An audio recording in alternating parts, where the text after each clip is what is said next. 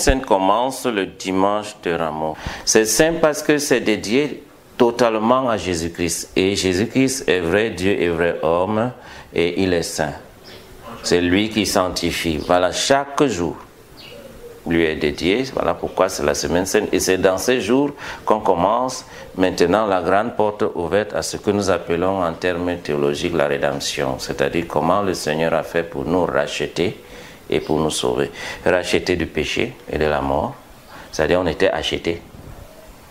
Et il nous rachète par sa souffrance, sa mort et sa résurrection. Donc, dans la semaine sainte, il y a donc le premier point d'arrêt, c'est le jeudi saint. Le jeudi saint, maintenant, on commence par la messe chrismale. La messe chrismale, c'est là où on bénit de l'huile. L'huile, le chrisme, l'huile permet aujourd'hui à se configurer à Jésus-Christ qui est oint, il est né oint.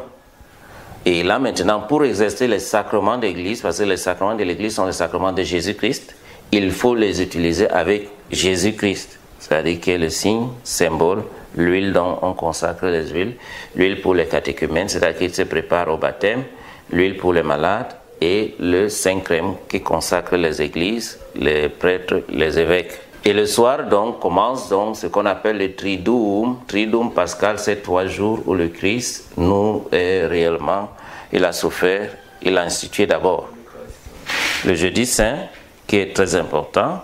Il a institué l'Eucharistie et le sacrement de l'ordre, parce que ça va ensemble. Et pendant qu'il institue ça, il enveloppe ça de ce qu'on appelle le service, le lavement des pieds qu'il lave, c'est-à-dire qu'il les envoie pour servir, c'est-à-dire avoir l'esprit du service. Ensuite, maintenant, l'amour, qui doit couronner tout le ministère pastoral et apostolique. C'est tellement beau et c'est tellement grand, voilà pourquoi ce jour-là, c'est la fête par excellence des prêtres. Mais après la messe du soir, il y a donc cet aspect que parfois nous oublions. On veille avec le Christ parce que après avoir institué ça, il est parti à Gethsémani, au jardin des Oliviers, où il commence son agonie au vu des péchés et la méchanceté des hommes.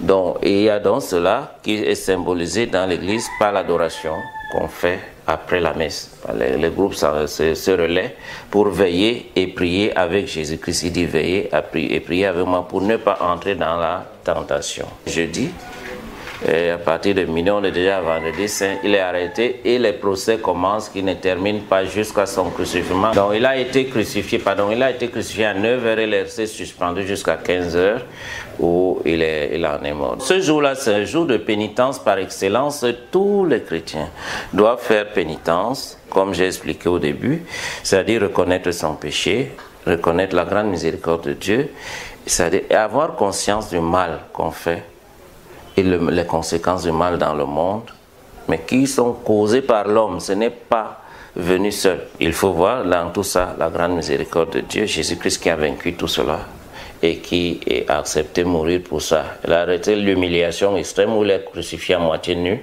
exposé au vieux sur le mont pendant 6 heures de temps. Donc il faut déjà comprendre ça, que c'est énorme. Et le samedi saint donc, c'est la grande veillée, où on attend la résurrection. Il y a d'abord la fête de la lumière parce que le peuple qui marchait dans les ténèbres a vu cette grande lumière et c'est la lumière du Christ. C'est lui qui vient dans nos ténèbres du péché pour nous éclairer la route, lumière sur la route, notre route dans ce monde où on va au travail, on va ici, c'est lui qui doit nous éclairer.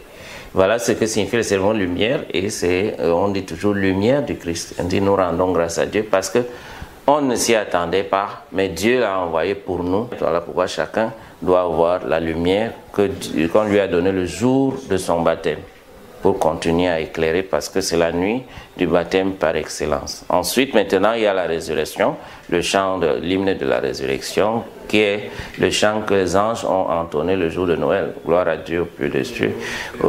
Voilà, on annonce donc qu'il est vivant, il est ressuscité. Nous fêtons donc la victoire. Nous sommes le dimanche. Non, le samedi déjà, et qui continue le dimanche. de la résurrection, qui est le premier jour de la semaine, où l'homme découvre que, voilà, le troisième jour, il est ressuscité comme il avait promis.